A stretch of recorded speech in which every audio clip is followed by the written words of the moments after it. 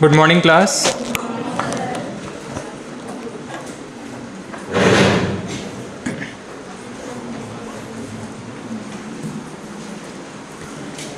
चलिए, कल से हमने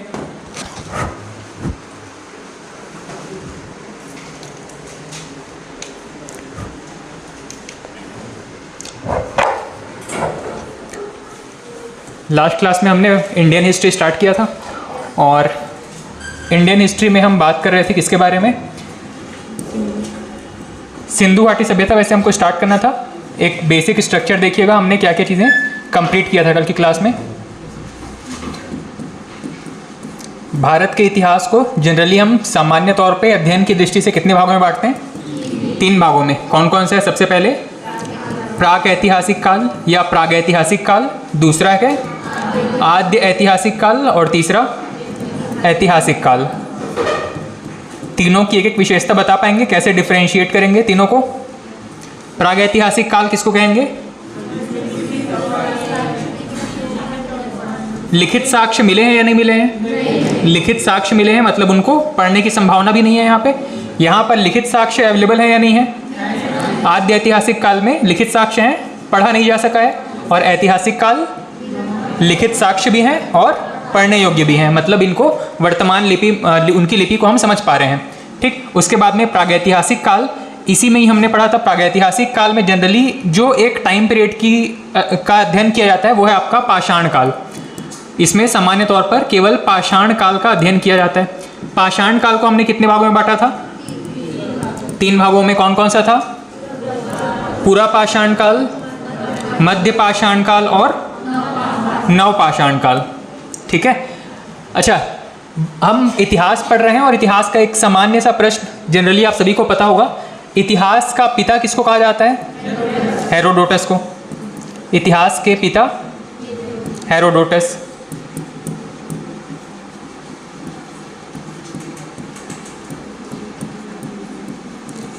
इतिहास का पिता किसको कहा जाता है? हेरोडोटस को। उसके बाद में हम बात कर रहे थे पाषाण काल में पूरा पाषाण, मध्य पाषाण और नवपाषाण। इन तीनों के बारे में हमने कुछ विशेषताएं नोट की थी। पूरा पाषाण काल में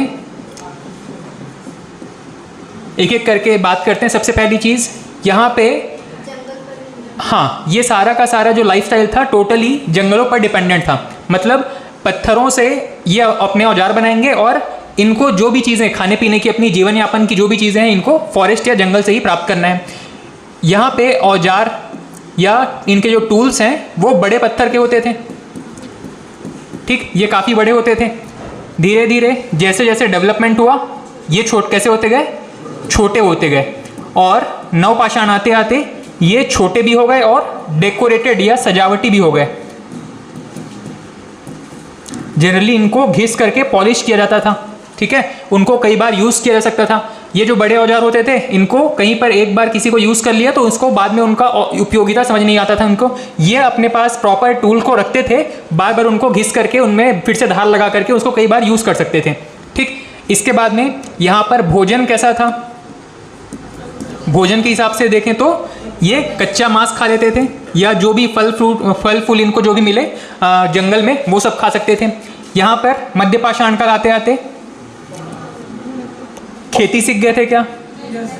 खेती नहीं सीखे थे, पर ये सीख गए थे कि आग से इनको पका करके पका हुआ मांस खा सकते थे। ठीक, और नवपाषाण आते आते इनको कुछ उगाने की कला भी समझ में आ गई थी कि अगर कहीं पे बीज पड़े हुए हैं तो धीरे धीरे वो जर्मिनेट हो जाते हैं और धीरे से वो एक पौधे का रूप ले लेते हैं। मतलब यहाँ पर खेती का बिल्कुल प्रारंभिक साक्ष्य कह सकते हैं इसको। ठीक, इसके बाद में निवास, इनके रहन सहन या इनका जो प्रॉपर सेटलमेंट था, रहने का स्थान, वो कैसा था? पूरा पाषाण काल में कुछ भी फिक्स नहीं था, जहाँ पाए वहीं रह लिए, जहाँ इनको खाना मिला वहीं चले गए, वहीं रह लिए। मध्य पाषाण काल आते आते बिल्कुल इनिशियल स्टेज में या बिल्कुल शुरुआती दौर पे यहाँ पे निवास इनका प्रारंभ हो गया था। एक जगह पर टेम्परेरी घर बना करके रह लेते थे और जैसे जैसे एक जगह मतलब किसी जगह पर एक खेती कर रहे हैं तो उसको खेती की देखरेख के लिए उनको कहीं पर सेटल होना पड़ेगा, तो यहाँ पर स्थायी निवास इनका प्रारंभ हो गया था। नवपाषाण काल आते आते स्थायी निवास प्रारंभ हो गया था। ठीक है, इसके अलावा और कोई फैक्टर था? औजार हो गया, भोजन हो गया, निवास हो गया और हाँ शवाधान या अंत्येष्टि जब इनके परिवार में या इनके समाज में किसी व्यक्ति की मृत्यु हो जाती थी, ऐसे कंडीशन में पूरा पाषाण काल में कोई सभ्यता विकसित नहीं थी। ये शव को जैसे के तैसे हालत में पशु पक्षियों के खाने के लिए छोड़ देते थे। ठीक, धीरे धीरे इनको मतलब सभ्यताएं जैसे जैसे विकसित हुई, यहाँ पर शवाधान की शुरुआत हुई और यहाँ पर प्रॉपर शवाधान इनको दिया जाने लगा। ठीक है, मतलब जहाँ पे रह रहे हैं उसी के आसपास में किसी शव को दफना करके उनकी प्रॉपर अंत्येष्टि की जाती थी नवपाषाण काल आते आते। ठीक, इसके अलावा और कोई फैक्टर रहे थे इसमें? पशुपालन के बारे में, पशुपालन ये जब पूरा पाषाण काल का दौर था तब ये हर पशु को अपने ये समझते थे कि उनसे उनको खतरा है। ठीक है, तो यहाँ पर पशुपालन के साक्ष्य नहीं मिलते हैं। मध्य पाषाण काल आते आते पशुपालन की शुरुआत हो गई थी और नव पाषाण काल आते आते बिल्कुल इन्होंने प्रॉपर फार्मिंग के तौर पे इनका मतलब बड़े रूप में पशुओं को पालना शुरू किया था। अच्छा, पशुपालन की बात आ रही है तो आप बता पाएंगे कि सबसे पहला पशु कौन सा था? पहला पशु कौन सा था जिसको पाला गया है? कुत्ता। पहला पालतू पशु, पहला पालतू पशु है आपका कुत्ता। आज भी सबसे फेवरेट पेट के तौर पे देखा जाए तो डॉग।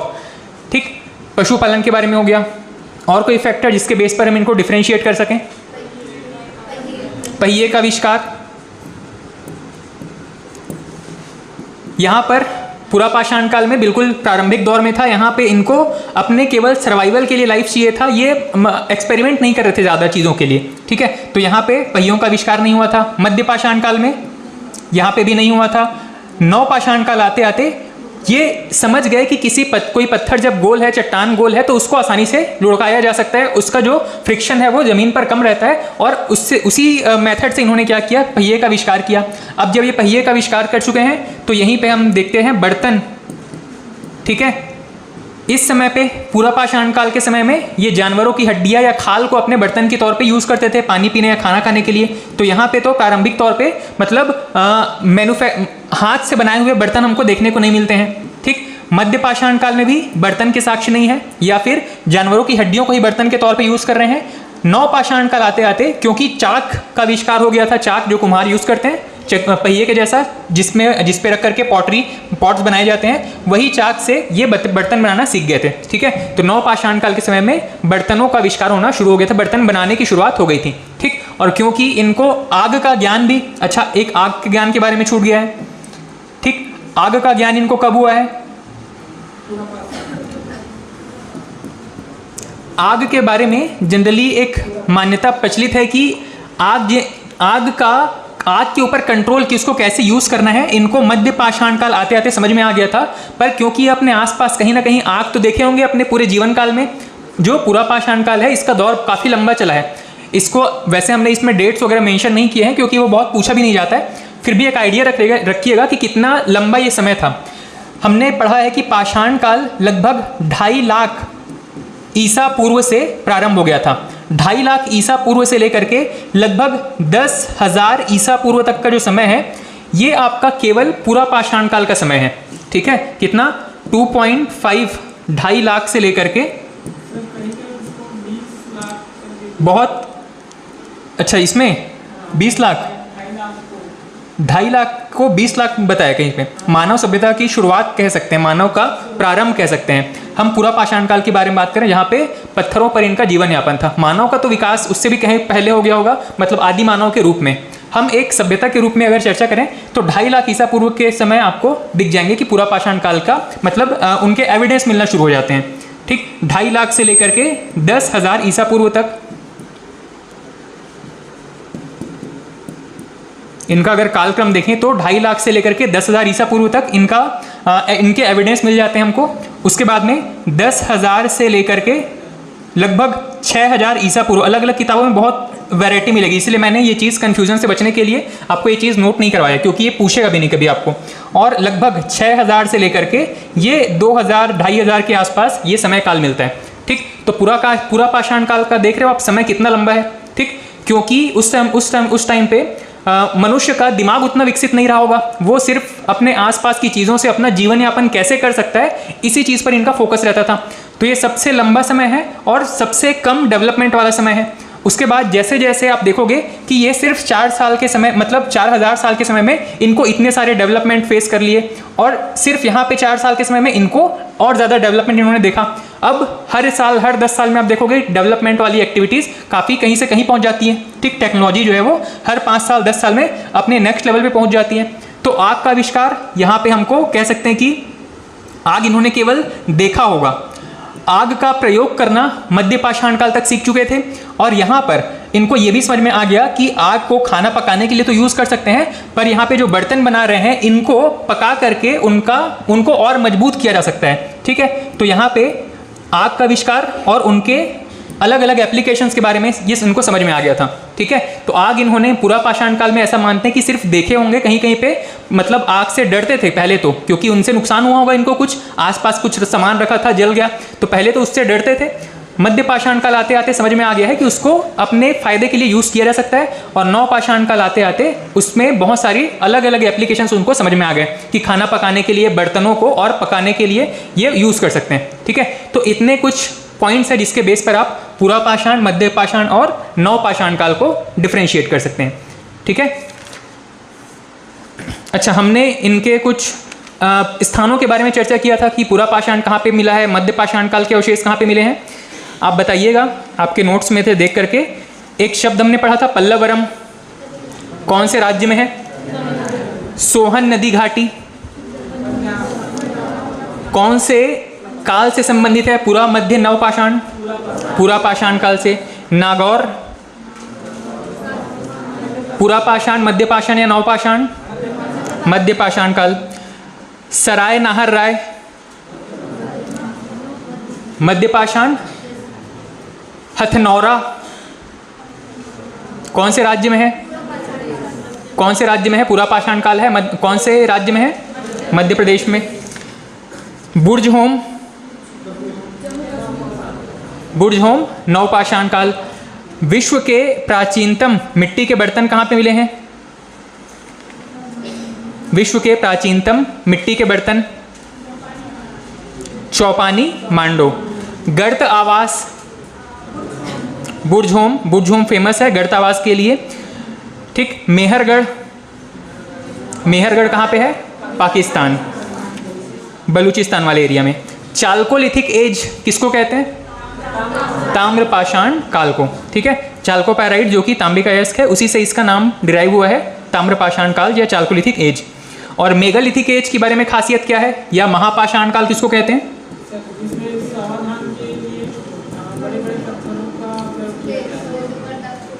हाँ, यहाँ पे जो शवाधान होता था उसमें एक खासियत ये थी कि शव को दबाने के बाद उसके ऊपर बहुत बड़ा पत्थर ला करके रखते थे, उसके ऊपर उसके आसपास बाउंड्री भी बहुत बड़े बड़े पत्थरों से बना करके रखते थे, इसीलिए इसको महापाषाण काल कहा गया है। ठीक है, चलिए नेक्स्ट हेडिंग डालिएगा, सिंधु घाटी सभ्यता। अभी हमने क्या देखा? प्रागैतिहासिक काल के अंदर हम किसको पढ़ रहे थे? पूरा पाषाण, मध्य पाषाण और नव पाषाण काल। नव पाषाण काल हमारा लगभग 6000 से लेकर के 2000 BC तक,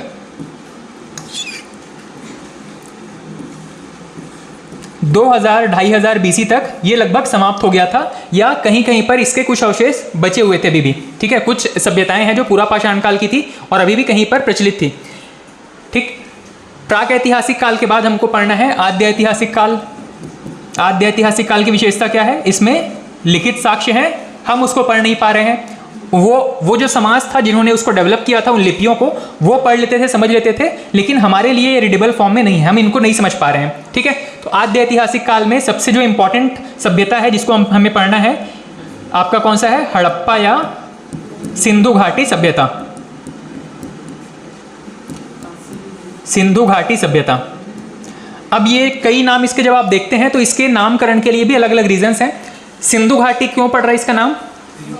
सिंधु नदी के किनारे था। और हड़प्पा सभ्यता कहने का रीजन क्या है? सबसे पहले खोजा गया स्थल था। अभी कुछ मत लिखिएगा, मैं आपको नोट करवाऊंगा।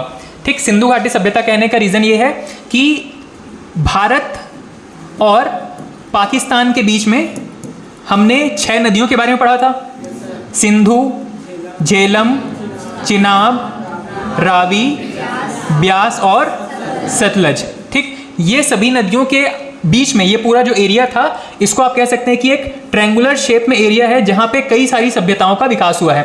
इसी में से हमको एक सभ्यता के बारे में पढ़ना है, सिंधु घाटी सभ्यता या हड़प्पा सभ्यता। ठीक, हड़प्पा क्यों कहा गया? क्योंकि इसमें से सबसे पहला लोकेशन जो खोजा गया था हड़प्पा नाम से जगह था, और सिंधु घाटी सभ्यता कहने का रीज़न था कि ये सारी सभ्यताएं सिंधु नदी के ही आसपास विकसित हुई थी। ठीक है, वैसे सिंधु घाटी सभ्यता जो है वो लगभग 2500 से लेकर के 1500-1600 BC के आसपास माना जाता है, और इसी दौरान विश्व के अलग अलग क्षेत्रों में कई सभ्यताएं विकसित हो रही थी। ठीक, मनुष्य जो है वो उसका, हम ये नहीं कह सकते कि किसी एक पॉइंट पे मनुष्य की उत्पत्ति हुई होगी और वहीं से पूरे विश्व में मनुष्य फैला होगा। ठीक है भाई, सोचो एक क्लाइमेटिक कंडीशन या कोई एक जलवायुई स्थितियां ऐसी बनी होंगी कि भारत में कोई मनुष्य या कोई आदि मानव सर्वाइव कर रहा है, उसकी पीढ़ियां सर्वाइव कर पा रही हैं। ऐसी परिस्थितियां यूरोप में बनी होंगी, ठीक है, अफ्रीका में बनी होंगी, नॉर्थ अमेरिका में बनी होंगी। ठीक है, तो हर जगह पे अलग अलग टाइप के सभ्यताएं विकसित हुई थी। इसी में से एक प्रश्न पूछा जाता है कि विश्व की प्राचीनतम सभ्यता कौन सी है? विश्व की प्राचीनतम सभ्यता, हाँ, विश्व की प्राचीनतम सभ्यता, ये अगर प्रश्न पूछा जाए तो ये कौन सा है? विश्व की प्राचीनतम सभ्यता मेसोपोटामिया। कहां पर है ये मेसोपोटामिया? ग्रीस, मिस्र, श्योर है? अच्छा, वर्ल्ड मैप थोड़ा सा ध्यान कर पाएंगे? ये भारत की बाउंड्री अगर मान लें तो इसके पीछे कौन सा देश है? पाकिस्तान, उसके पीछे अफगानिस्तान, उसके पीछे ईरान, उसके पीछे इराक। ये जो हम पढ़ रहे हैं अभी मेसोपोटामिया के बारे में, वो लगभग यहीं पर लोकेटेड था। ठीक है, यहाँ पर दो नदियाँ हैं, एक है दजला और एक फरात नाम से। एक नदी है यहाँ पर दजला और एक है फरात। इन दोनों नदियों के बीच पे भाई कोई सभ्यता जो जनरली आप देखोगे नदियों के आसपास ही विकसित हुई है, क्योंकि मनुष्य के जीवन के लिए सबसे इंपॉर्टेंट चीज़ है पहले पानी। ठीक है, पानी और हवा जहाँ पे उसको ठीक ठाक मिल रहा है वहाँ पर मनुष्य की सभ्यताएं लगभग प्रारंभ से ही विकसित होती चली जाएंगी। तो ये दजला और फरात नदियाँ जो कि आपके इराक से होकर के बहती हैं, यहीं पे हमारी विकसित हुई थी कौन सी? मेसोपोटामिया की सभ्यता।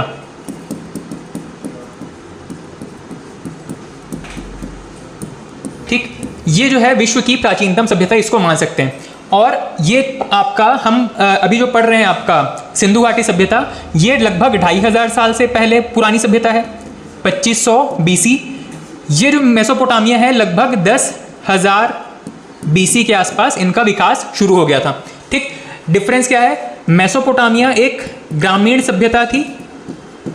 इनमें से अभी कुछ लिखिएगा मत, ये गैर जरूरी चीज़ें हैं, एग्जाम के लिए इंपॉर्टेंट नहीं है। उसके बाद में ये जो सिंधु घाटी सभ्यता है, ये कैसी सभ्यता थी? शहरी या ग्रामीण?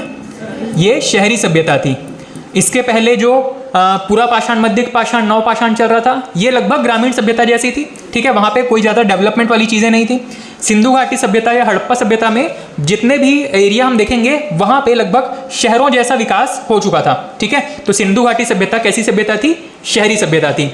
मेसोपोटामिया एक ग्रामीण सभ्यता थी, लगभग 10,000 BC के आसपास इराक में फैला हुआ था। ठीक है, अच्छा, ऐसे ही विश्व के कई सारे एरिया में, यूरोप में, जैसे कि यूरोप का इटली है, यूरोप में नीचे आपको एक कंट्री मिलेगा इटली।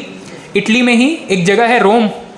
ठीक, वहाँ पे एक सभ्यता विकसित हुआ था, रोमन सभ्यता। इसको रोमन एम्पायर के नाम से भी जाना जाता है। ठीक, वैसा ही एक सभ्यता मिस्र के आसपास विकसित हुआ था। मिस्र में, जो कि अफ्रीका और आपके एशिया के बीच एक कंट्री पड़ेगा। ठीक, मिस्र में भी कुछ सभ्यताएं विकसित हुई थी। इसके अलावा आपके ग्रीस, यूरोप का एक देश है आपका ग्रीस, यहाँ पे भी एक सभ्यता विकसित हुई थी। ठीक,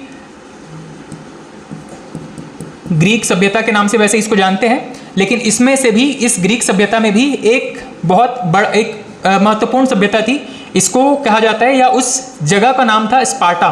ये नाम आपने सुना होगा, स्पार्टा। आपने एक मूवी देखा है 300 नाम से, एक हॉलीवुड मूवी है 300 नाम से।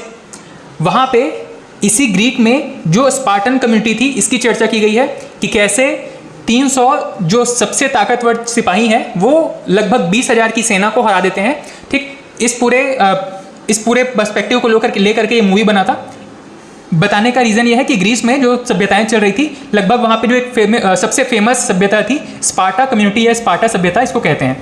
ठीक, चलिए यहाँ से प्रश्न पूछा नहीं जाएगा, जो प्रश्न वाली चीज़ें हैं उसमें फोकस करते हैं। अब नेक्स्ट हेडिंग डाल दीजिएगा सिंधु घाटी सभ्यता। हाँ, ग्रीस यूनान एक ही है। सिंधु घाटी सभ्यता।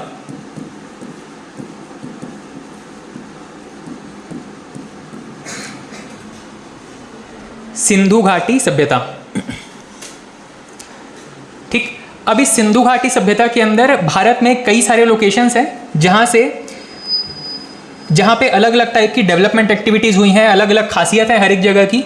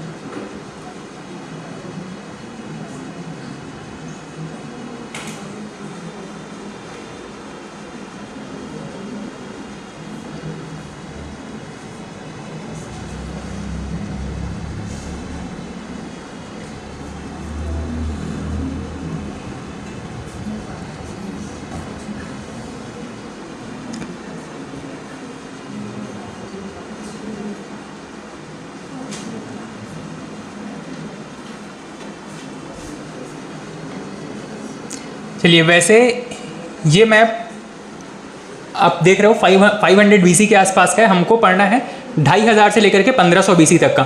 ठीक है, मैं जहाँ जहाँ पे इंपॉर्टेंट होगा इसमें कुछ लोकेशंस ड्रॉ करते चलूँगा, आप इसमें से देख लीजिएगा। ठीक, सबसे पहले आपने हेडिंग डाला सिंधु घाटी सभ्यता, और सिंधु घाटी सभ्यता के संबंध में जो इंपॉर्टेंट प्रश्न बनते हैं बिल्कुल पॉइंट वाइज नोट करते चलिएगा। सबसे पहला पॉइंट लिखिएगा इसमें, सिंधु घाटी सभ्यता में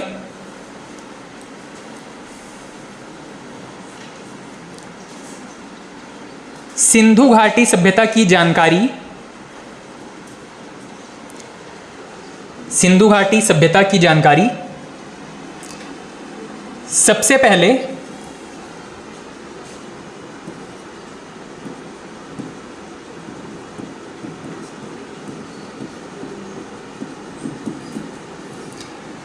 चार्ल्स मेसन ने 1826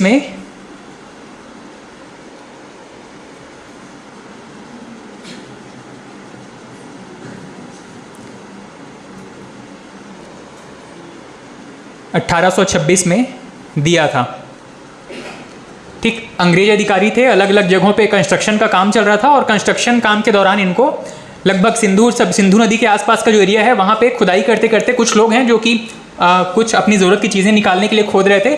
उनको पता चला कि यहाँ पे कुछ प्रॉपर शेप की ईंटें दबी हुई हैं। अब उनको पता नहीं था कि इन ईंटों का क्या करना है, वो अपने यूज़ के लिए उसको लेकर के चले जाते थे। जब इन्होंने एक बड़े एरिया पे खोदना शुरू किया तो उनको पता चला कि ये तो प्रॉपर एक घर है। ठीक, अब उस घर को छोड़ करके आसपास और खोदना शुरू किया तो देखा कि पूरी कॉलोनी बसी हुई है। ये जानकारी जब अंग्रेज अधिकारियों को चली तो सबसे पहले चार्ल्स मेसन, जो कि एक ब्रिटिश अधिकारी थे, इन्होंने बताया कि ये जो घर हैं ये पूरा एरिया कॉलोनी है, प्रॉपर स्ट्रक्चर्ड फॉर्म में बसा हुआ है, और यहाँ पे एक सभ्यता के अवशेष छुपे हुए हैं। ठीक है, ये जानकारी सबसे पहले दिया था चार्ल्स मेसन ने। नेक्स्ट पॉइंट लिखिएगा,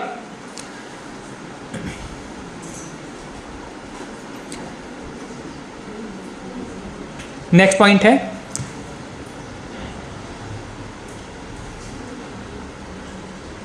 इन अवशेषों की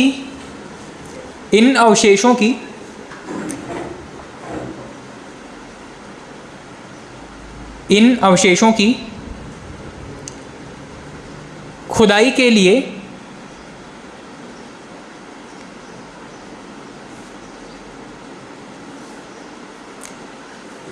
इन अवशेषों की खुदाई के लिए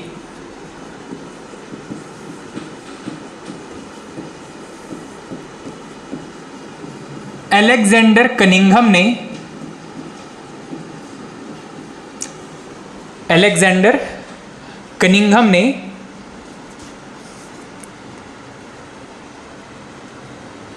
भारतीय पुरातत्व एवं सर्वेक्षण विभाग, अलेक्जेंडर कनिंघम ने भारतीय पुरातत्व एवं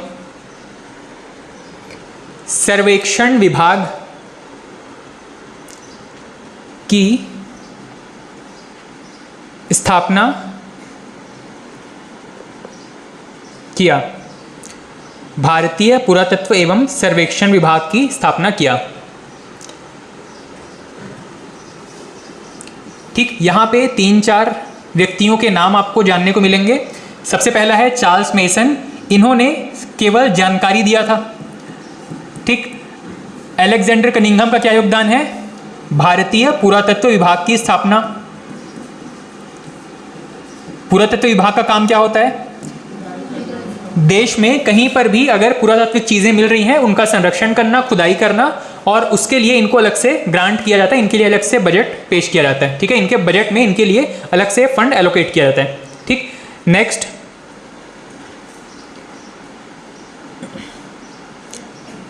1921 में, नेक्स्ट पॉइंट है 1921 में 1921 में जॉन मार्शल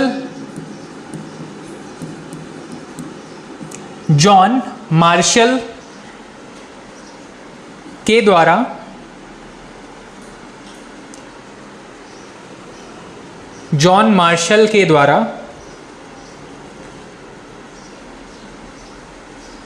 व्यवस्थित उत्खनन प्रारंभ किया गया। व्यवस्थित उत्खनन प्रारंभ किया गया।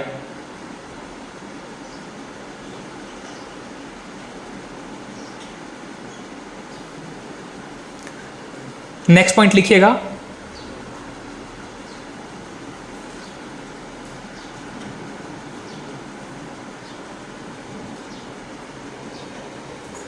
(1921) में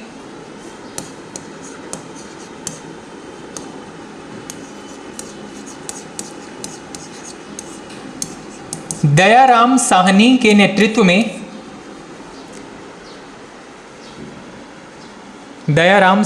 नेतृत्व में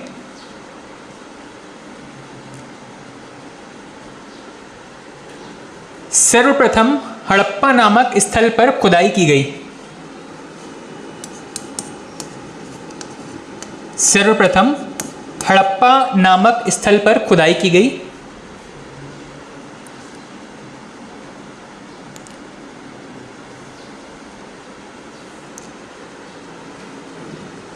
इसलिए इस सभ्यता को हड़प्पा सभ्यता भी कहा जाता है। इसलिए इस सभ्यता को हड़प्पा सभ्यता भी कहा जाता है।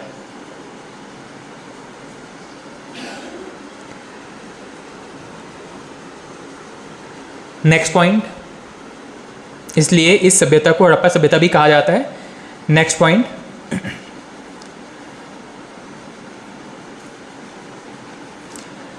जॉन मार्शल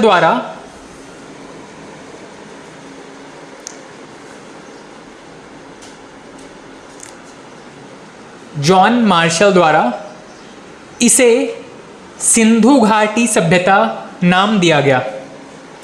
जॉन मार्शल द्वारा इसे सिंधु घाटी सभ्यता नाम दिया गया।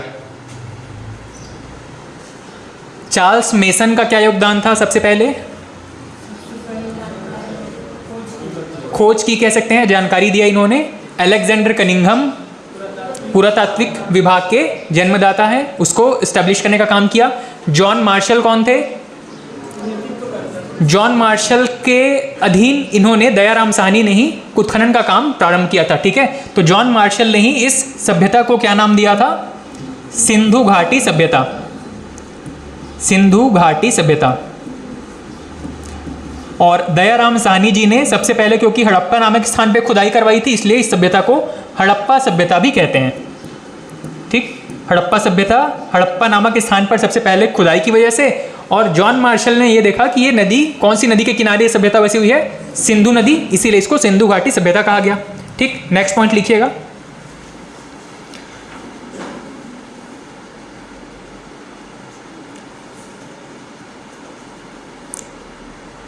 इस सभ्यता का भौगोलिक विस्तार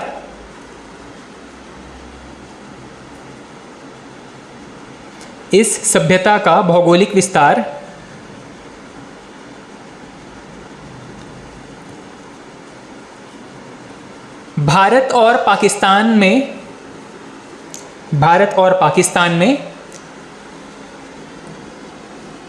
लगभग 13 लाख वर्ग किलोमीटर में है। इस सभ्यता का विस्तार भारत और पाकिस्तान में लगभग 13 लाख वर्ग किलोमीटर में है।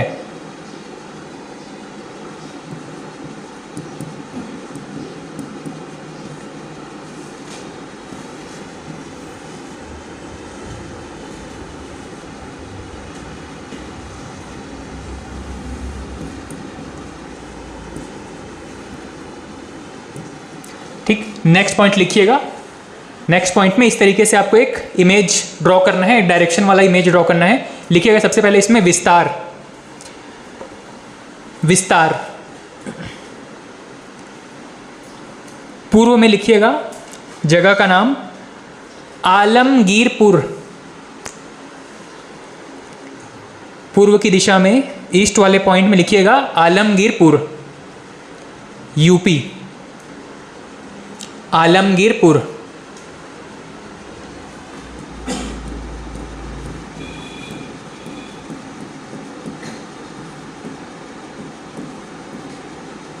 आलमगीरपुर यूपी में।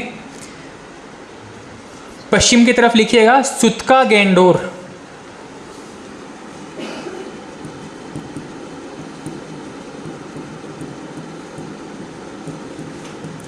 सुतका गेंडोर बलूचिस्तान, पाकिस्तान का सबसे पश्चिमी एरिया पढ़ा था ना कल हमने, सुतका गेंडोर बलूचिस्तान। उत्तर की तरफ मांडा,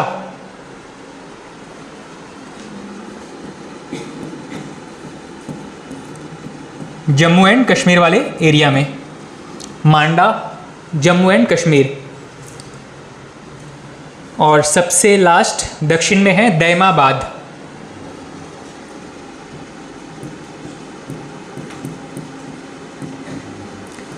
दैमाबाद महाराष्ट्र, दैमाबाद महाराष्ट्र।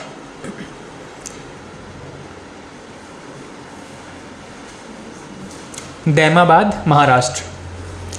पूर्व में आलमगीरपुर, पश्चिम में सुतका गेंडोर, उत्तर में मांडा, दक्षिण में दैमाबाद। पूर्व में कहाँ पे है आलमगीरपुर, पश्चिम में सुतका गेंडोर, उत्तर में मांडा और दक्षिण में दैमाबाद। कहाँ कहाँ पर है लोकेशन? आलमगीरपुर कहाँ पे है? यूपी में पड़ेगा, ये जम्मू कश्मीर में। सुतका गेंडोर कहाँ पे पड़ेगा? बलूचिस्तान में। और दैमाबाद महाराष्ट्र। जनरली ये जो लोकेशंस हैं किसी न किसी नदी के किनारे बसे हुए हैं, ठीक है। हमने पढ़ा ना कि सभ्यताएं जो है नदी के किनारे विकसित हुई हैं, तो ये आपका आलमगीरपुर हो गया, मांडा हो गया, सुतका गेंडोर या दैमाबाद, सभी किसी न किसी नदी के किनारे बसे हुए हैं। तो प्रश्न पूछा जाता है कि आलमगीरपुर या सबसे पूर्वी जो क्षेत्र था सिंधु सभ्यता का, कौन सी नदी के किनारे बसा हुआ था, या मांडा किस नदी के किनारे बसा है, सुतका गेंडोर किस नदी के किनारे है। तो यहीं पे आप ब्रैकेट में या फिर नेक्स्ट पॉइंट इसमें साथ साथ ऐड कर लीजिएगा नदी का नाम, कौन सी नदी के किनारे बसा हुआ है। आलमगीरपुर में लिखिएगा हिंडन नदी,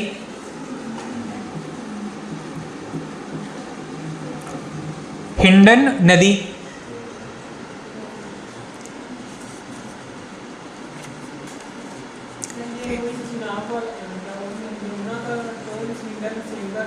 हाँ, हिंडन नदी वही है।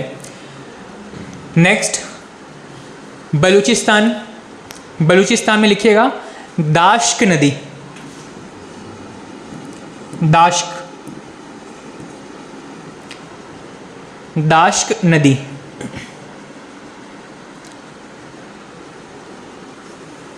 मांडा चिनाब नदी के पास है और दैमाबाद प्रवरा नदी के पास है, प्रवरा नदी। आलमगीरपुर, हिंडन, सुतका गेंडोर, दाश्क नदी, मांडा चिनाब नदी के पास और दैमाबाद प्रवरा नदी के पास में है। ठीक, इन 4 लोकेशंस का नाम और चारों नदियों का नाम याद रखिएगा। प्रश्न पूछा जाता है कि ये किस प्रकार का आकृति था, ये पूरा एरिया, तो एक त्रिभुजाकार आकृति में फैला हुआ था। ठीक है, पीएससी का प्रश्न है, लिखिएगा। नेक्स्ट पॉइंट, यह पूरा क्षेत्र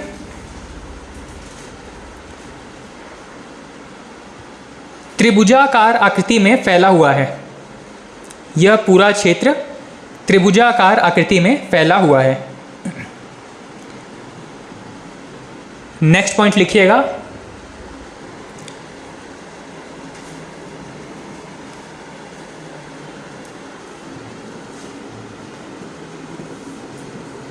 काल निर्धारण। अलग अलग हिस्टोरियंस अलग अलग टाइम बताते हैं कि सिंधु सभ्यता इतने से इतने समय के मध्य रही होगी। ठीक है, कोई फिक्स्ड एविडेंस नहीं है उनके पास में, लेकिन अगर साइंटिफिक बेस पर देखें तो आपको एक नाम पता है, इसको हम कहते हैं, एक मेथड पता होगा आपको, कार्बन डेटिंग मेथड, है ना। कार्बन डेटिंग में क्या देखा जाता है, कैसे निकाला जाता है कार्बन डेटिंग?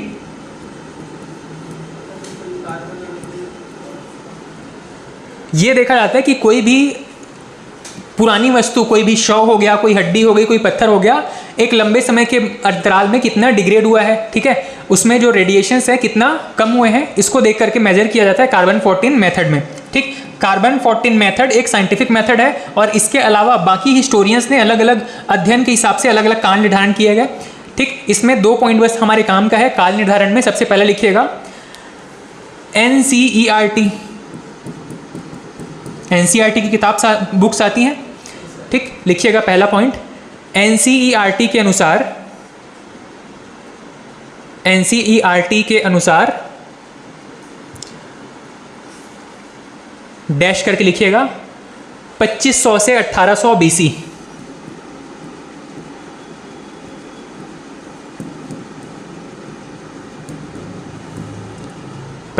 से 1800 BC। और C14 पद्धति के अनुसार, कार्बन 14 पद्धति के अनुसार 2300 से 1750 BC।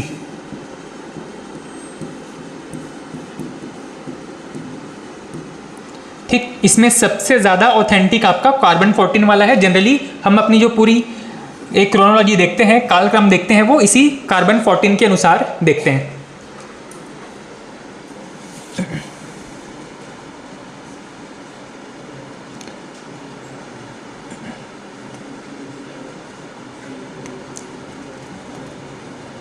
ठीक है, अब इसमें से कुछ पॉइंट्स ऐसे हैं जो आपको एग्जाम में पूछे गए हैं, उसको स्टार मार्क कर लीजिए या फिर हाईलाइट करके रख लीजिएगा।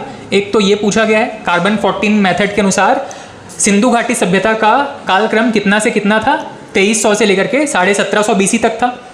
इसके अलावा ये जो पूरा डायग्राम था लोकेशन और रिवर्स वाला, इसमें सारे लोकेशंस, मतलब चारों लोकेशंस, चारों नदियों के नाम पूछे गए हैं।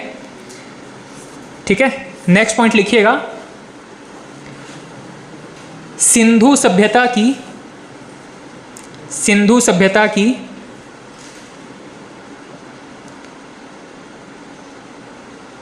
जुड़वा राजधानी, सिंधु सभ्यता की जुड़वा राजधानी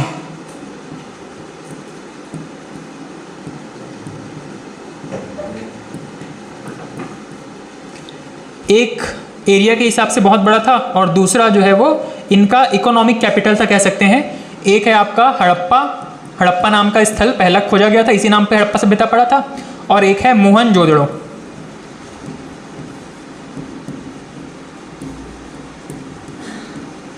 ये दोनों ही इनकी राजधानियां थी, इनको जुड़वा राजधानी कहा जाता है, हड़प्पा और मोहनजोदड़ो।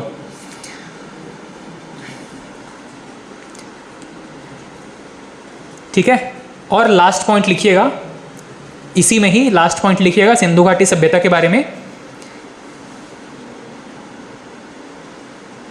इसे कांस्य युगीन सभ्यता और नगरीय सभ्यता भी कहा जाता है।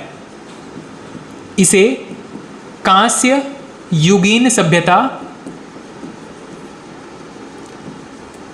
और नगरीय सभ्यता भी कहा जाता है। कांस्य युगीन कहने का मतलब है कि यहाँ पे किसका आविष्कार हो गया था? कांसे का, कांसा नाम का जो धातु है इसका आविष्कार, इसका यूज शुरू हो गया था। और नगरीय सभ्यता इसलिए क्योंकि अपने पुराने सिविलाइजेशंस के मुकाबले ये काफ़ी विकसित सभ्यता थी। ठीक है, यहाँ पे जो शहर बसे हुए थे बिल्कुल स्ट्रक्चर्ड मैनर में, वेल डिफाइंड तरीके से बसे हुए थे। ठीक, ये दोनों नाम सिंधु सभ्यता के लिए यूज किए जाते हैं, कांस्य युगीन सभ्यता और नगरीय सभ्यता।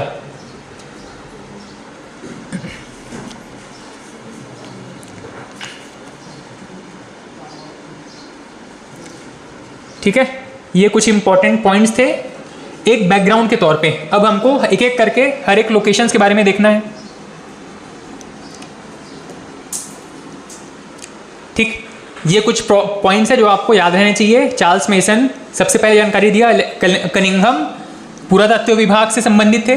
जॉन मार्शल के नेतृत्व में खुदाई प्रारंभ हुई थी। सबसे पहले इसको खुदाई करने वाले जिस व्यक्ति का सहारा लिया था इन्होंने, दयाराम साहनी। पहला स्थल कौन सा खोजा गया था? हड़प्पा। काल निर्धारण के अनुसार हमको 2 डेट्स याद रखने हैं। कार्बन 14 मेथड के अनुसार 2300 से लेकर के 1750 BC। इसका पूरा विस्तार कहाँ तक था? पूर्व में देखें तो आलमगीर पूर्व कौन सी नदी? हिंडन। पश्चिम में सूतका गेंडोर, दाश्क नदी। उत्तर में मांडा कौन सी नदी? चिनाब नदी। और दक्षिण में दैमाबाद कौन सी? प्रवरा नदी। ठीक है, ये 4 लोकेशंस और 4 नदियों के नाम। उसके बाद में जुड़वा राजधानी के रूप में हड़प्पा और मोहनजोदड़ो का नाम फेमस है। इस पूरी सभ्यता का आकार कैसा था, किस आकृति में फैला हुआ है? लगभग त्रिभुजाकार आकृति में फैला हुआ है। ठीक है, चलिए नेक्स्ट हेडिंग डाल दीजिएगा। एक एक करके सारी सभ्यताओं के बारे में या कौन कौन से प्रमुख स्थल हैं उनके बारे में हमको स्टडी करना है थोड़ा सा। हेडिंग डाल दीजिएगा। सबसे पहले हड़प्पा, जो सबसे पहला लोकेशन है इस पूरी सभ्यता में। हेडिंग डालिएगा हड़प्पा। अभी तक आपने जितने पॉइंट्स नोट किए हैं वो पूरी सभ्यता के लिए ओवरऑल बैकग्राउंड के तौर पे या पृष्ठभूमि के तौर पे नोट किया है। अब सबसे पहला जो लोकेशन है हड़प्पा सभ्यता या हड़प्पा नाम का जो लोकेशन है, इसके बारे में जो महत्वपूर्ण बातें हैं, हड़प्पा सभ्यता, हड़प्पा नाम की जगह में क्या क्या इंपॉर्टेंट एविडेंस मिले हैं इस खुदाई में। ठीक है, कौन कौन सी ऐसी चीज़ें मिली हैं जिससे हम कुछ कॉन्क्रीट एविडेंस निकाल सकते हैं, ये सारी बातें हड़प्पा के बारे में नोट करिएगा। सबसे पहला पॉइंट लिखिएगा, 1921 में 1921 में किसके नेतृत्व में खुदाई शुरू हुई थी? कौन अंग्रेज अधिकारी थे? कनिंघम तो पुरातत्व विभाग वाले थे, जॉन मार्शल। 1921 में जॉन मार्शल के नेतृत्व में 1921 में जॉन मार्शल के नेतृत्व में दयाराम साहनी द्वारा उत्खनन प्रारंभ। दयाराम साहनी द्वारा उत्खनन प्रारंभ। इसमें 3 इंपॉर्टेंट कीवर्ड्स है। एक तो है आपका वर्ष, दूसरा है अंग्रेज अधिकारी कौन था, और भारतीय कौन व्यक्ति भारतीय था जिसकी हेल्प से ये खुदाई उत्खनन किया गया था। ठीक है, कौन सा वर्ष था? 1921। कौन व्यक्ति था अंग्रेज अधिकारी? John Marshall. और भारतीय कौन था? दयाराम साहनी। इन्होंने सबसे पहले यहाँ पर खुदाई प्रारंभ किया था। ठीक है, नेक्स्ट पॉइंट लिखिएगा।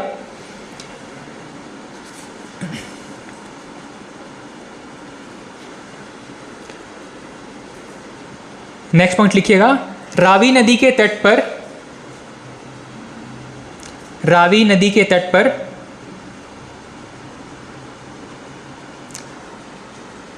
वर्तमान पाकिस्तान के पंजाब प्रांत में, वर्तमान पाकिस्तान के पंजाब प्रांत में खोजा गया।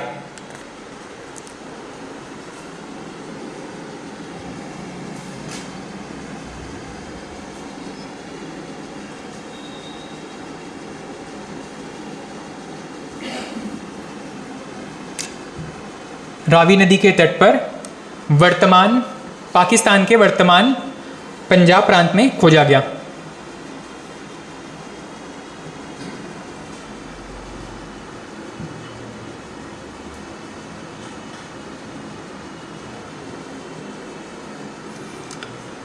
ठीक, ये भारत हो गया, ये होगा आपका पाकिस्तान वाला एरिया।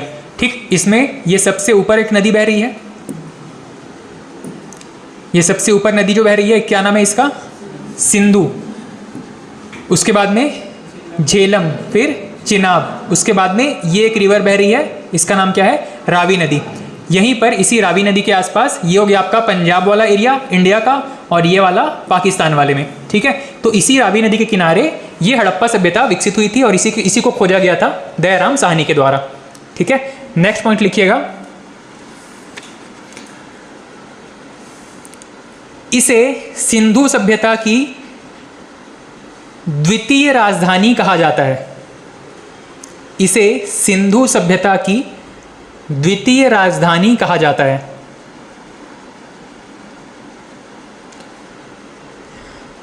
इसे सिंधु सभ्यता की द्वितीय राजधानी कहा जाता है। पहला कौन सा? मोहनजोदड़ो। सबसे बड़ा था मोहनजोदड़ो, सेकंड बड़ा नगर था हड़प्पा। ठीक, लेकिन खोजा सबसे पहले कौन सा गया था? हड़प्पा। पहले खोजा गया था हड़प्पा, लेकिन आकार में सेकंड नंबर पर था। नेक्स्ट,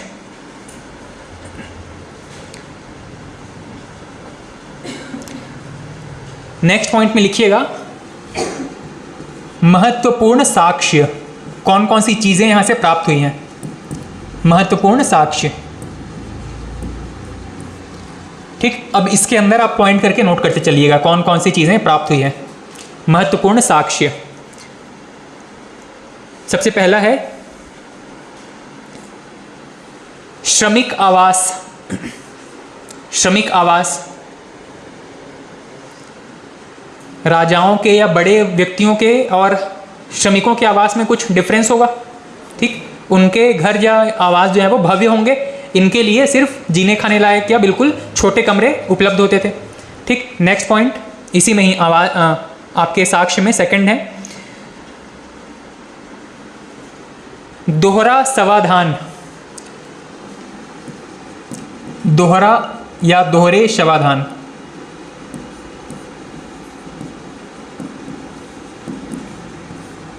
इसमें यह बताया गया कि स्त्री पुरुष को एक साथ दफनाया जाता था। संभवतः वो पति पत्नी रहे होंगे या फिर कोई रिलेटिव रहे होंगे, जिनको की ऐसी मान्यता होगी कि अगले लोक में जाकर के भी वो साथ रहेंगे। इस मान्यता के साथ इनको एक साथ दफनाया जाता था। दोहरे शवाधान, दो लोगों का शवाधान एक साथ। नेक्स्ट,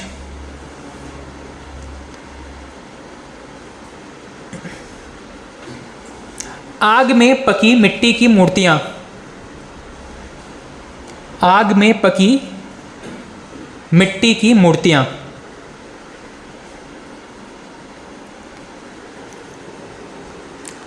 आग में पकी मिट्टी की मूर्तियां। वैसे मूर्तियों में लगभग हर वो चीज़ जो ये देखते थे अपने आसपास, उनकी मूर्तियां मिलती है। गाय बैल, मतलब जो भी वो देखते थे, गेंडे हो गए या कुछ भी चीज़ वो देखते थे, कॉइन्स हो गए, पहिए हो गए, ठीक, वो सब चीज़ जो टूल्स हो गए, उन सभी के मूर्तियां ये बनाते थे। लेकिन इसमें सबसे महत्वपूर्ण रूप से ये स्त्रियों की मूर्तियां बनाते थे। ठीक है, तो ब्रैकेट में लिख लीजिएगा वहीं पे, अधिकतर स्त्रियों की मूर्तियां। अधिकतर स्त्रियों की मूर्तियां। अधिकतर स्त्रियों की मूर्तियां। और इन्हीं मूर्तियों के वजह से जो इतिहासकार हैं वो ये मानते हैं कि ये संभवतः महिला प्रधान समाज रहा होगा। ठीक, महिलाओं को ज़्यादा मान्यता दी जाती होगी, ऐसा जो है वो इतिहासकार कुछ कंक्लूजन निकालते हैं। नेक्स्ट पॉइंट लिखिएगा, संभवतः ये मूर्तियां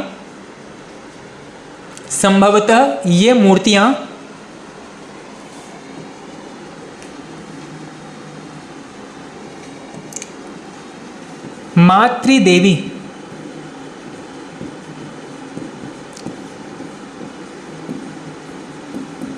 या पृथ्वी। ठीक, पृथ्वी को ही ये अपने इष्ट मानते थे या ईश्वर मान करके उसकी मूर्तियां बना रहे हैं, उसको एक सिंबॉलिक फॉर्म में, एक महिला के रूप में ये व्यक्त कर रहे हैं अपनी मूर्तियों के रूप में, मातृदेवी या पृथ्वी। संभवतः यह मातृदेवी की प्रतिमाएं थी, संभवतः यह मातृदेवी की प्रतिमाएं थी। अगला साक्ष्य में अगला पॉइंट लिखिएगा, ध्यानमग्न योगी की मूर्ति, ध्यानमग्न योगी की मूर्ति,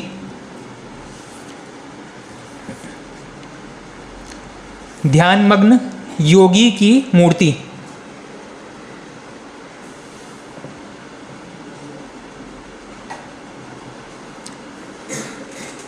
नेक्स्ट, कांसे की या कांसे का रथ, कांसे का रथ,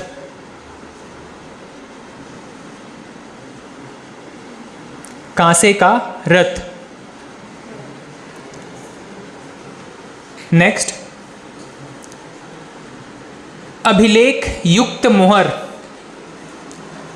अभिलेख युक्त मोहर,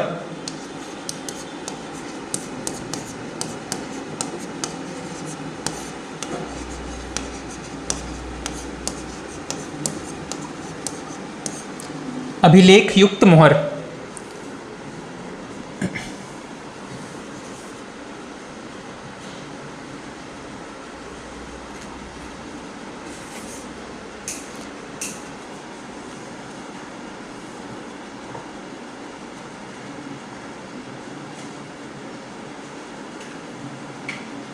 अभिलेख युक्त मोहर।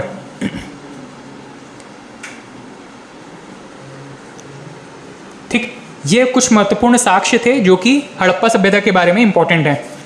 ठीक, तो इस सभ्यता की खोज किसने की थी? दयाराम साहनी ने मार्शल के नेतृत्व में कब किया था? 1921। यहाँ पे इस पूरी सभ्यता में या सिंधु घाटी सभ्यता में केवल 2-3 ऐसे लोकेशन हैं जिनके खोजकर्ताओं का नाम और किस वर्ष खोजा गया था ये इंपॉर्टेंट है। ठीक है, इसमें से एक है आपका हड़प्पा सभ्यता। नेक्स्ट हेडिंग डालिएगा, मोहनजोदड़ो। नेक्स्ट लोकेशन है मोहनजोदड़ो।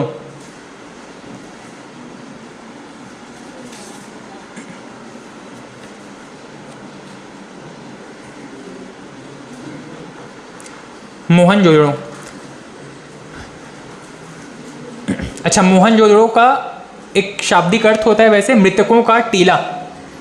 ठीक, सामान्य तौर पे हड़प्पा में जो भी शवाधान होते थे वो बिल्कुल ग्रेवयार्ड होता था, इनका एक प्रॉपर ग्रेवयार्ड, और वहीं पे जो भी डेड बॉडी होती थी उसको लाइन से, मतलब जब जब इनकी मृत्यु हो रही है तब तब यहाँ पे गड्ढा खोद करके उनको दफना रहे हैं या फिर उनको जलाने के साक्ष्य मिलते हैं।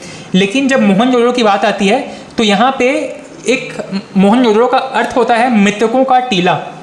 ठीक, ये जो शब्द लिया गया है इसका मतलब है मृतकों का टीला। अब यहाँ पे ये कन्फ्यूज़न होता है जब हिस्टोरियंस इसको स्टडी करते हैं, तो इसको मृतकों का टीला क्यों कहा जाता है? क्योंकि यहाँ पे बहुत सारे शव एक साथ तो मिले हैं। शव तो ग्रेवयार्ड को खोदने से भी मिल सकते थे, लेकिन ये जो शव है वो बिल्कुल क्षत विक्षत हालत में है। ठीक है, इसका मतलब ये है कि इनकी स्थिति बहुत खराब है, इनके शरीर जो है वो कई लोगों के शरीर जो है अंग भंग हो गए हैं। मतलब किसी युद्ध की वजह से या किसी आक्रमण की वजह से बहुत सारे लोगों की हत्या एक साथ की गई होगी, ऐसा प्रतीत होता है। ठीक है, इसीलिए इसको कहा जाता है मृतकों का टीला। बहुत सारे शव एक साथ एक जगह पे मिलते हैं, किसी शव में हाथ नहीं है, किसी में पैर नहीं है, किसी में सिर नहीं है, इसी वजह से इस पूरे इस जगह को कहा जाता है मृतकों का टीला। ठीक है, लिखिएगा इसमें सबसे पहला पॉइंट, इसका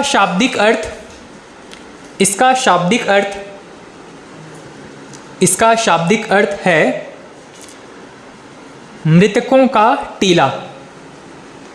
मृतकों का टीला एक पूरा, जब खोजा गया था तो एक पूरा पहाड़ ऐसा मिला था जिसमें केवल और केवल हड्डियां थी, लोगों के कंकाल भरे पड़े थे। मृतकों का टीला। ठीक, और क्योंकि ये प्रॉपर बरियल इनको नहीं दिया गया था, मतलब प्रॉपर इनका समाधान नहीं किया गया था, ठीक है, इसीलिए संभवतः ये किसी आक्रमण या किसी भी प्राकृतिक आपदा की वजह से था जो ये स्थिति उत्पन्न हो गई थी। नेक्स्ट पॉइंट लिखिएगा, इसकी खोज 1922 में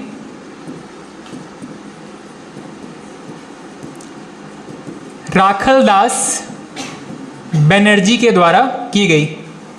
इसकी खोज 1922 में राखलदास बनर्जी के द्वारा की गई। ठीक, अलेक्जेंडर कनिंघम ने एक बार जो पुरातत्व विभाग स्थापित कर दिया था, उसके अंडर में अब ये लोग अपना अपना काम कर रहे थे। ठीक है, कई लोगों को अलग अलग जगह पे उत्खनन के लिए अपॉइंट किया जाता था। ठीक है, राखलदास बनर्जी के द्वारा 1922 में किया गया। नेक्स्ट पॉइंट,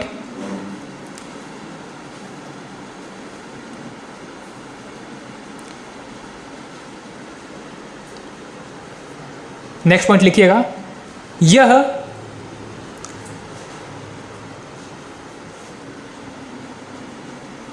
पाकिस्तान के सिंध प्रांत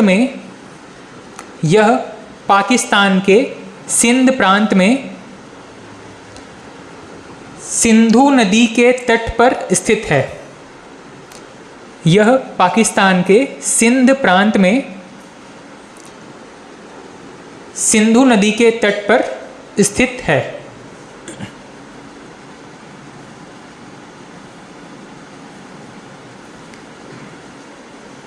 नेक्स्ट पॉइंट,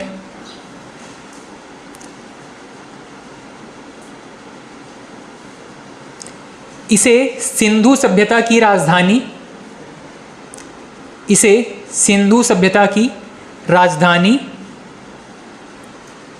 भी कहते हैं। इसे सिंधु सभ्यता की राजधानी भी कहते हैं।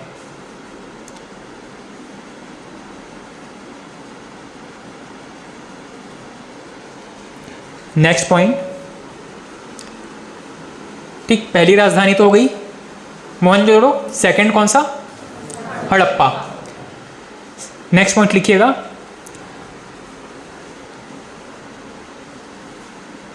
यह सिंधु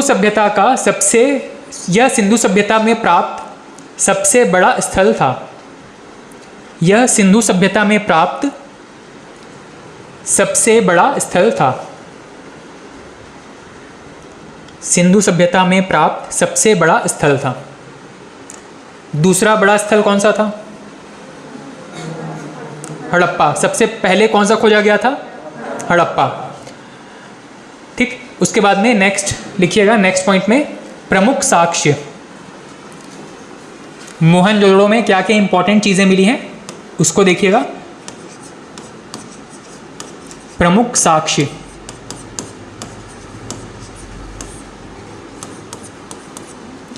ठीक, प्रमुख साक्ष्य कुछ इंपॉर्टेंट चीजें हैं जो कि बहुत रिपीटेडली एग्जाम में पूछे जाते हैं। सबसे पहला है इसमें वृहद स्नानागार।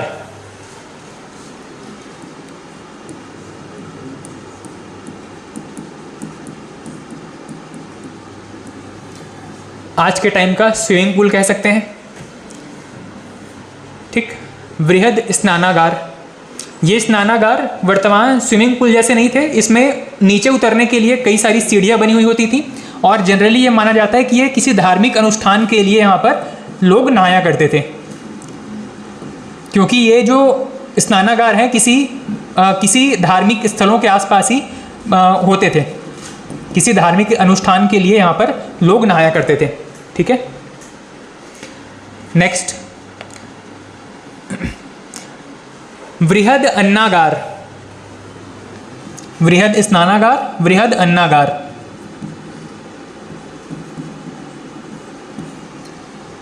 नवपाषाण काल आते आते मनुष्य ने खेती करना सीख लिया था। ठीक, खेती तो उस समय जब की जाती थी तो सिर्फ इतनी होती थी कि अपना और अपने परिवार का भरण पोषण कर सकें, लेकिन सिंधु सभ्यता के अंतर्गत इतनी ज़्यादा प्रोडक्शन स्टार्ट हो गई थी कि अब फूड को स्टोर करके रखना पड़ता था ताकि उसको भविष्य में उपयोग किया जा सके। ठीक है, वृहद अन्नागार। नेक्स्ट पुरोहित आवास, पुरोहित आवास,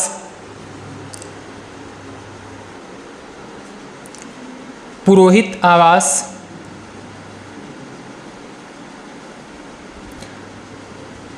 नेक्स्ट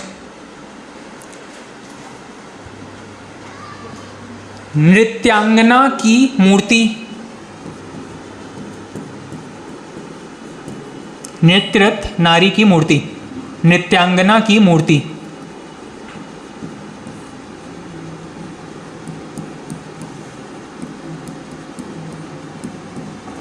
ठीक है, और ये कांसे से निर्मित मूर्ति है, नृत्यांगना की मूर्ति।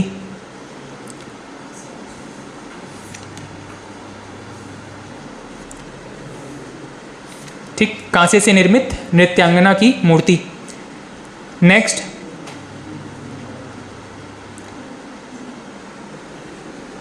नेक्स्ट लिखिएगा पद्मासन मुद्रा में, पद्मासन मुद्रा में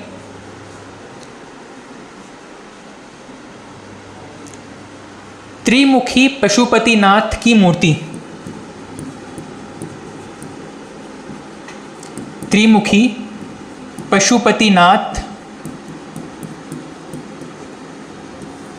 की मूर्ति, पद्मासन मुद्रा में त्रिमुखी पशुपतिनाथ की मूर्ति।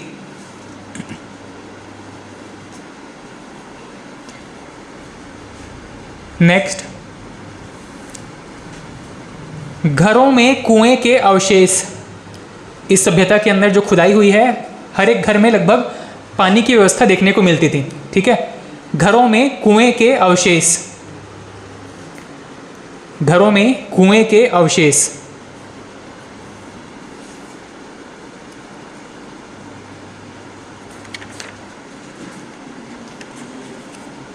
ठीक, तो मृतकों का टीला किसको कहा जाता है? मोहनजोदड़ो को। राखलदास बनर्जी द्वारा खोजा गया स्थल मोहनजोदड़ो। वृहद स्नानागार कहाँ मिला है? अन्नागार मोहनजोदड़ो में। हड़प्पा की खुदाई किसने की थी? दयाराम साहनी ने। अंग्रेज अधिकारी कौन थे? John Marshall. कौन से वर्ष में?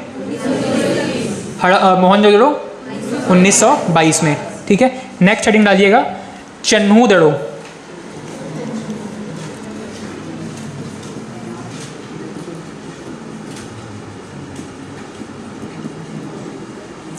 सबसे पहले आपने देखा हड़प्पा, उसके बाद में मोहनजोदड़ो,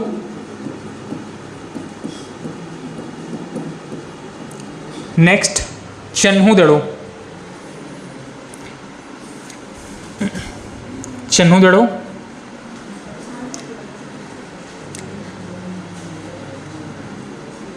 ठीक, इसमें सबसे पहला पॉइंट लिखिएगा, इसका उत्खनन, इसका उत्खनन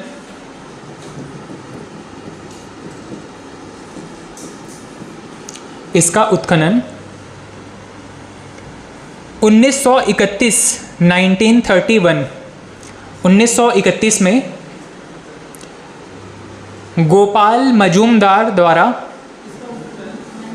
1931 गोपाल मजूमदार।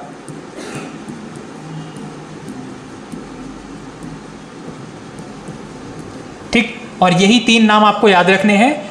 हड़प्पा के लिए कौन खुदाई करता थे, मोहनजोदड़ो में कौन थे और चन्हूदड़ो में कौन थे, ये तीन नाम इनके खुदाई करता या उत्खनन करता का नाम याद रखिएगा। ठीक, सबसे पहले में कौन थे? हड़प्पा में दयाराम साहनी, मोहनजोदड़ो में राखलदास बनर्जी, चन्हूदड़ो में गोपाल मजूमदार। ठीक, 1931 में इन्होंने इसकी खुदाई या उत्खनन किया था। नेक्स्ट पॉइंट, सिंध प्रांत में, पाकिस्तान में है सिंध प्रांत, सिंध प्रांत में सिंधु नदी के तट पर स्थित, सिंध प्रांत में सिंधु नदी के तट पर स्थित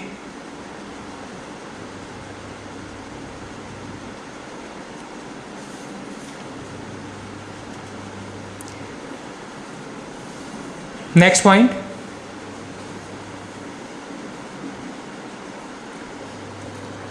इसे सिंधु सभ्यता का औद्योगिक नगर भी कहते हैं। इसे सिंधु सभ्यता का औद्योगिक नगर भी कहते हैं।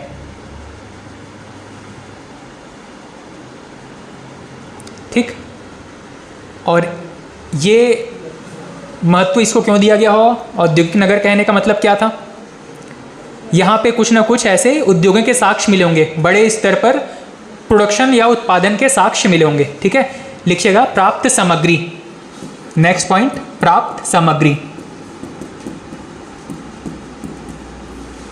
प्राप्त सामग्री, प्राप्त सामग्री इसमें सबसे पहला है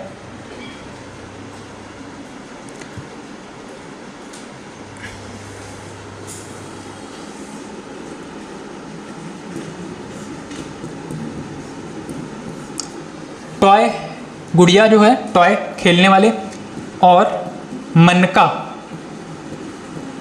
मनका या मोती, बीट्स। गुड़िया और मनका निर्माण के कारखाने, गुड़िया और मनका या मोती, बीट्स, मनका निर्माण के कारखाने।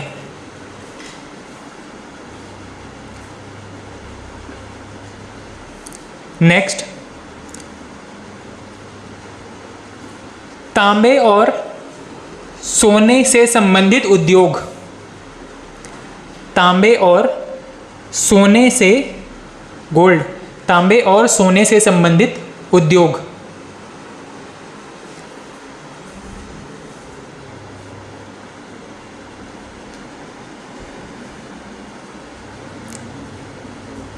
नेक्स्ट,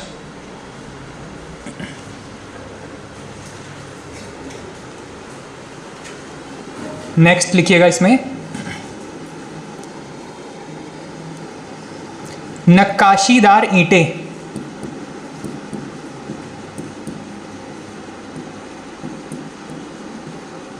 नक्काशीदार ईंट। और नेक्स्ट, महिलाओं के लिए बहुत काम की चीज़ें यहाँ पे, प्रसाधन सामग्री,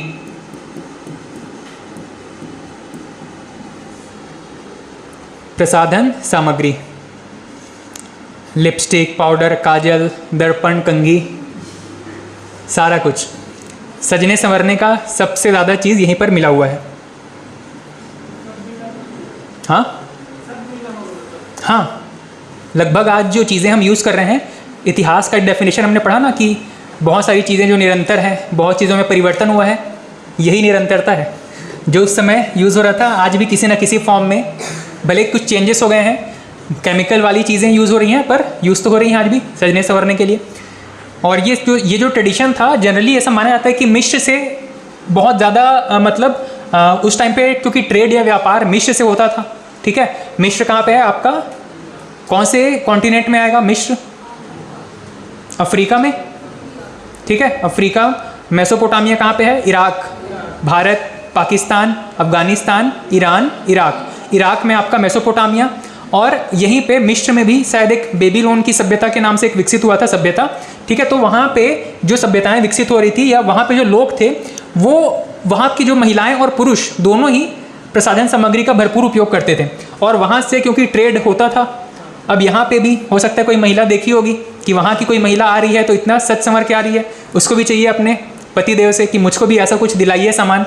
तो फिर वहाँ से ये चीज़ें आनी भारत में शुरू हो गई थी। ठीक है, इसमें हर वो चीज़ है, लिपस्टिक से लेकर के हर चीज़ जो अभी आप सोचते हो, लिपस्टिक, पाउडर, कंघी, काजल, सारा कुछ प्रसाधन सामग्री के अंदर उपयोग की जाती थी, या इसके एविडेंस मिलते हैं।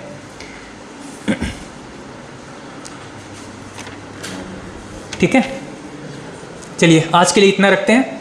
और इसमें कई सारे अलग अलग लोकेशंस और बाकी हैं, इसके बारे में करके देखेंगे। यहाँ से प्रश्न पूछे जाते हैं, तो 2 मिनट कॉपी बंद कीजिएगा और ट्राई करेंगे आप क्वेश्चन अटैम्प्ट करने का। हड़प्पा सभ्यता कौन से नदी के किनारे है? सिंधु नदी। रावी नदी के किनारे। कौन से राज्य में? पाकिस्तान का कौन सा राज्य है? सिंध प्रांत या पंजाब प्रांत? सिंध प्रांत में कौन कौन सा जगह है?